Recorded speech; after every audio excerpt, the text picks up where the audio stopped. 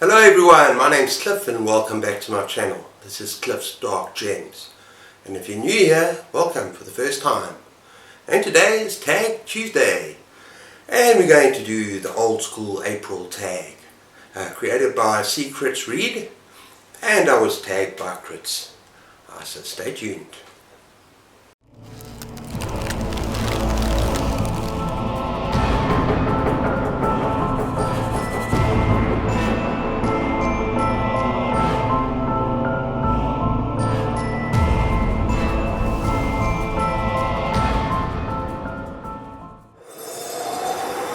Okay everyone, so Old School April is under full swing, and it's an event that celebrates nostalgia, being young and looking at all old movies, old books, old video games, just what it means to be young.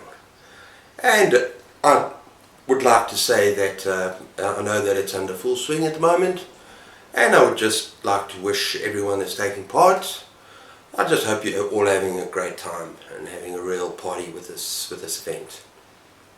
Okay, so there are 12 prompts in this tag. Let's go through them. The first one means reading rainbow. Number 1, what book, author or series got you into reading? I have talked about this on my channel, and there's quite a number of different books when I was very young that I really enjoyed. But I think that the one series that really got me into reading properly, the first fantasy series when I was like 9 or 10, that got me seriously hooked, was probably Narnia, The Lion, the Witch and the Wardrobe. And yeah, just absolutely beautiful. I read all, I think it's 7 books, probably as quickly as I possibly could in one sitting maybe. I don't know, I can't remember. But yeah, it's a magical series. And the second one is what author or book got you into your current favorite genre? And I've also mentioned that, and that is Stephen King, It, which I read when I was 13 or 14 years old. And it scared the crap out of me. I would lie under my bed at night when my parents said go to sleep, and I'd have a little flashlight and I would be reading till 2, 3 in the morning, and it wasn't very good for my schoolwork the next day. But hey, you got to do what you got to do. Okay, the next is mixtape. So it's all about music. Number 3, what was the first concert you ever went to? Now the thing about growing up as a South African in the 80s, it was a little bit awkward. A lot of bands, a lot of artists didn't come to us, and obviously for good reason, but there were very few bands that actually came and played live in South Africa at that time.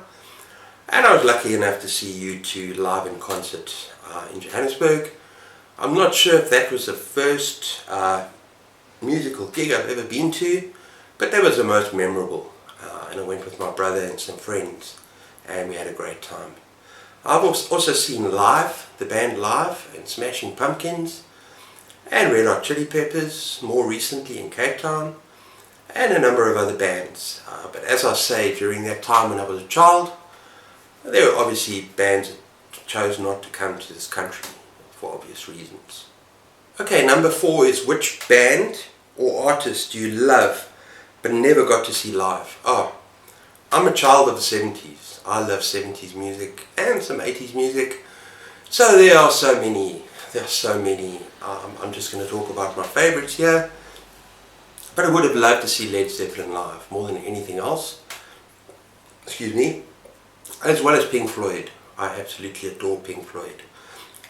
And in fact, I probably would have loved to see Pink Floyd. I think there was a concert called, what was it called, baby? Pulse. Pulp, yeah. We're going to put it up there. Pulse. Pulse, yeah, Pulse. When they're a lot older, but apparently that concert, and from looking at the music videos and TV, that concert was something to behold. It looked absolutely phenomenal. And I would have loved to be there. And then there's a lot of artists as well, like David Bowie. Hell, I would have loved to see Queen. There's just so many, too many to mention. And of course a whole lot of 80s stuff as well that I would have loved to see live. Okay, now we go to the television questions. I always feel like somebody's watching me. Number 5, what was your favorite cartoon while growing up? Really, looking back that far is kind of difficult. I can obviously remember the Looney Tunes, Tom and Jerry. I loved the Roadrunner, absolutely loved the Roadrunner. But I do remember this very strange cartoon and I can't remember the name. If any of you can tell me, I'd be grateful. And it was way before Looney Tunes. And it's this character that's basically a stick figure and walking along, and it's just this three-dimensional figure, and it's a line coming behind him. And he draws, and as he draws, these things happen, and the cartoon kind of takes shape. And he's like spinning at this thing, and there might be a little guy that pops out, but it's very, very cute, and just very, very entertaining. And I remember it. I don't know if any of you recognize that, but if you do, let me know. Just tell me. Okay, number 6 is name a TV show or movie that is tied to a good memory. Okay, it can only be one that really stands out in my mind, and that is when I went to see Lord of the Rings, Fellowship of the Rings, with my family. Not live, no, I'm thinking of music still, but we went to the movie theatres and we watched it, and it blew my mind. I mean, there was this expectation from all of us, or from my brother and I anyway, because we loved the book and we love fantasy. It's just an expectation, and I went in there and it was just absolutely beautiful. And just the memories of being with my family and watching that movie for the first time, it was absolutely stunning. And also just bearing in mind that there are not a hell of a lot of really good fantasy movies out there. If you're really going to be honest, there's some great things in the 80s like Labyrinth with David Bowie. There's some other examples as well, but nothing that comes close to the absolute awesomeness of Lord of the Rings, Peter Jackson's Lord of the Rings. So that's my response to that. Number 7 says, name a movie from childhood that you still love today. Oh my word, there's also quite a number there. But the first thing that popped into my mind was The Never-Ending Story.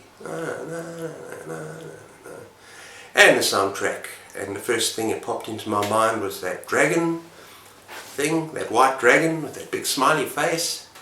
And just the whole story is spectacular. So yeah, that's my answer for number 7. The Never-Ending Story. Number 8 is name your first TV or movie crush. Now look, I'm sure I had plenty of crushes back in the day when I was younger. I can't really remember them, and yeah, I can't really think of them. The most latest crush I can think of, and it hasn't been for a while now because she's got older and she's not really a crush of mine anymore, but it's Megan Fox, and I'm just going to put a reason why I had a crush on her much earlier, not anymore, right up here right now, very quickly. So Megan Fox was my movie crush. Okay, number 9 is Gotta Catch 'Em All. What was a toy you were obsessed with or collected as a child? I want to go for 2 things. This is one memory that goes way back. I can think of grade 1 and grade 2, when I was just starting school. And sitting in our little corner of the play yard, obviously for us very small kids, it was almost like a little sandpit area, not very big. And we played marbles. We played marbles every single break. I can't remember the rules, but if you were good enough you could take back some of the different coloured marbles of the other kids and collect your own stash. So yeah, that's the first one. And then later on, as I grew a little bit older in primary school, I'm not sure if it carried on into high school, but I used to love collecting cards. I'm not sure if it was aeroplane cards or war cards or whatever it was. I know that later on in high school I got into the whole D&D thing, so I started collecting other stuff, but cards, and kind of having card games with your friends, and you win when you get their card. So very similar to a kind of Dungeons and Dragons sort of thing, but for kids. Okay, Pac-Man Fever. Pac-Man Fever. Number 10. Name a board game or video game you associate with your childhood. Okay, so I'm going to do both. First of all, a board game. I had 3 brothers. And when we were very young, we used to play Monopoly all the time. And then also this game called Risk. I don't know if you've heard about it. It's like a war game. You try to take over the world, Pinky and the Brain sort of thing. But anyway, yeah, it's a board game where all your pieces have to control all the pieces of the other continents, the countries. And those two games caused a lot of fights. We used to beat the crap out of each other because we were sore losers. But yeah, those took a lot of our time. And especially if we were on holiday and it was raining, we couldn't go play outside, board games took up all our time. Okay, and then let's talk about video games. I can't really remember, I think Atari. I don't know if there's older, not Nintendo, but going back, way back. You know those games where you're sitting in the middle of the sky where this thing looks like an arrow and these blocks are coming to you, called asteroids. And you've got to break them up into smaller pieces. I used to play that a lot. And then a little bit like, not Star Wars, I don't know, the things at the bottom. And the ships are coming down and you've got to shoot them. And all very, very, very simple. And then, there were other games as well, but I can't think of them. Yeah, there might have been some even earlier games, but yeah, sorry, not going that far back. Next up, we're looking at fashion. She's got look. Number 11, name a clothing or trend that was popular when you were a kid. And I'm going to have to pass on this one, because when it comes to fashion trends, I just don't know. And honestly, no matter how far back I look and how far back I think, I cannot remember any trends or fashion trends.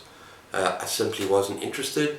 I'm not interested now, so sorry, pass. And finally, I want candy. Name a childhood snack or candy you wish you were still, were still made. Well, candy floss is one thing. It takes me back to Christmas. Every Christmas we had this fun fair that would open in our hometown, tiny little port town, Port Elizabeth, and it would be there from Christmas to New Year's. There were rides and there was carousels, and I used to love candy floss. Another thing that was more common were these big balls that you'd put in your mouth and you'd suck and lick, and they would change colour, and in some cases I think there were some that were sour and then they would change taste, and those were always very cool. So yeah, that's my answer for number 12. So yeah, that's Old School April tag, everyone. Hope you enjoyed my responses. Let me know what you think down in the dark spaces below. And yeah, take care of yourselves. Keep those pages turning, and cheers.